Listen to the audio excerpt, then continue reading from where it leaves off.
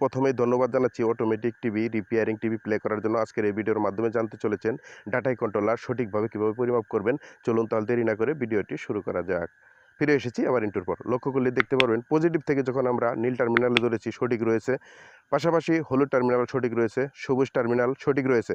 অর্থাৎ এই কন্ট্রোলারের positive side সঠিক রয়েছে, ডাইভার সেকশনের পজিটিভ সাইড সঠিক রয়েছে। 3টি ফেজই কিন্তু পজিটিভ থেকে সঠিক রয়েছে। তাহলে কিন্তু সঠিক এখন আমাদের কি করতে হবে? নেগেটিভ সাইড পরিমাপ করতে হবে। তো দেখতে পাচ্ছেন আমরা সেই কাজটি করার জন্য মিটারের কাঁটা ঘুরিয়ে নিয়ে আমরা এখন নেগেটিভ সাইড পরিমাপ করার সাথে সাথে কিন্তু আমরা এই নীল টার্মিনাল ক্রস পেয়েছি, অর্থাৎ 0 পেয়েছি। হলুদ টার্মিনাল সঠিক পেয়েছি, পাশাপাশি সবুজ টার্মিনালটাও সঠিক পেয়েছি।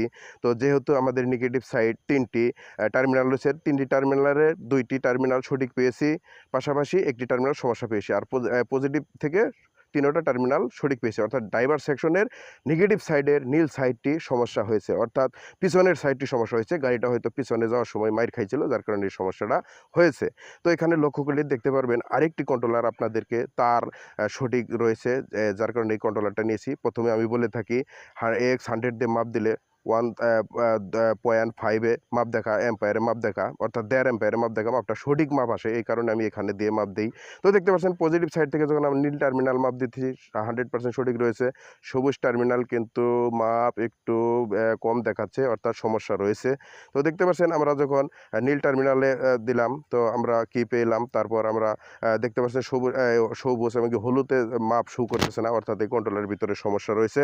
এ ধরনের কন্ট্রোলারগুলো কীভাবে সমস্যা হলে আপনারা সমাধান করবেন আমাদের এই চ্যানেলে সমস্ত ভিডিওগুলো দেখতে পারবেন। তাই আমি বলছি আমাদের চ্যানেল সাবস্ক্রাইব করে সাথে থাকতে পারেন। দেখতে পাচ্ছেন নেগেটিভ সাইডেও কিন্তু মাপ শো করছে, এখানে শর্ট দেখাচ্ছে, হলুদে মাপ দেখাচ্ছে না, নীলে মাপ দেখাচ্ছে, নীলটাতে সঠিক রয়েছে। দেখতে পাচ্ছেন বেশ কিছু সমস্যা কিন্তু এই ধরনের কন্ট্রোলারটার হয়েছে। প্রথমে আপনাদের ড্রাইভার সেকশন ওকে করতে হবে, তারপরে পাওয়ার সেকশনে যেতে হবে। এখানে লক্ষ্য করলেই আপনারা দেখতে পারবেন এই যে লাল তারটা রয়েছে, এই লাল তারটা দিয়ে যখন লালের সাথে লাল মিলে 3টি চেক করবেন, তারপর কালোর সাথে কালো দিয়ে মোটরের 3টি সাইড চেক করা শেষ হয়ে গেলে এভাবে বডিটা চেক করবেন, কারণ বডির সাথে শর্ট হয়েছে কিনা। অনেক সময় বডির সাথে শর্ট হয়ে গেলে ব্যাটারি খুঁটি পর্যন্ত কিন্তু উঠে আসে, এটা ডিয়ারিং বিষয়। তো এই বিষয়গুলো লক্ষ্য রেখেই আমাদের ড্রাইভার সেকশন সম্পূর্ণ করতে হবে। তারপর আমাদের এই পাওয়ার সেকশন, আজকের এই পাওয়ার সেকশনে আমাদের রয়েছে বেশ কিছু তারের বেরসের। এই বেরসেরগুলা প্রথমে আমরা ছাড়িয়ে নিব, তারপর আমি আপনাদেরকে একটা একটা করে তার দেখিয়ে দিচ্ছি, যেটি আমাদের মোস্ট ইম্পর্টেন্ট। একটা হচ্ছে চাবির তার দেখতে পাচ্ছেন, আর এটা হচ্ছে পিকআপের তার।